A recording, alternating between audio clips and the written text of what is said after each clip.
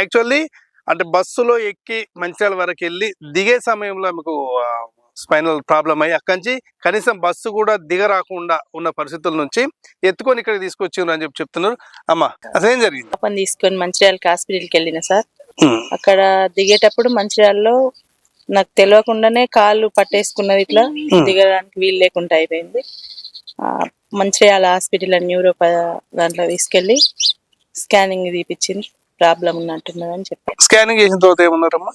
MRI scanning తీసిన తర్వాత disc problem ఉన్నది, బొక్క జారి నరానికి ఒత్తుతుంది, అది సర్జరీ చేయాలని చెప్పి. అంటే ప్రధానంగా మీకు ఇక్కడ ఏమేమి ట్రీట్మెంట్ చేసిండ్రు అంటే అందరేమో బయట టాబ్లెట్స్ లేకపోతే మిషనరీ అవన్నీ ఉంటాయి కదా, ఇక్కడ నేచురల్ కి సంబంధించి ఏమేమి ట్రీట్మెంట్ చేసిండ్రు? అంటే ఆయిల్ తీసుకొని రాయడం, అంటే యోగా ఎక్సర్సైజ్ కు సంబంధించి యోగా చేపించింది. కటిబస్తి అని ఆయిల్ పోసి నడుము పైన అది చేశారు. 5 days కి నిల్చున్నా, నిల్చొని కూడా నిల్చోలే, అట్లాంటి 5 days కి నిల్చున్నా, వీల్ చైర్ లో నుండి 7 days వరకు నడిచింది. ఎట్లా అనిపించింది ఇక్కడ ట్రీట్మెంట్? ఆలోపతికి నేచురోపతికి ఏం డిఫరెన్స్ అనిపించింది, మీరు ఏం అబ్జర్వ్ చేశారు? 10 days వరకు క్యూర్ అయినా, మొత్తం ఇంటికి వెళ్ళి నడిచి వెళ్ళిన ఇక నాకు సొంత ఓన్ గా చాలా హ్యాపీగా ఫీల్ అవుతాను. ఇక్కడనే 10 days ఉన్నాం.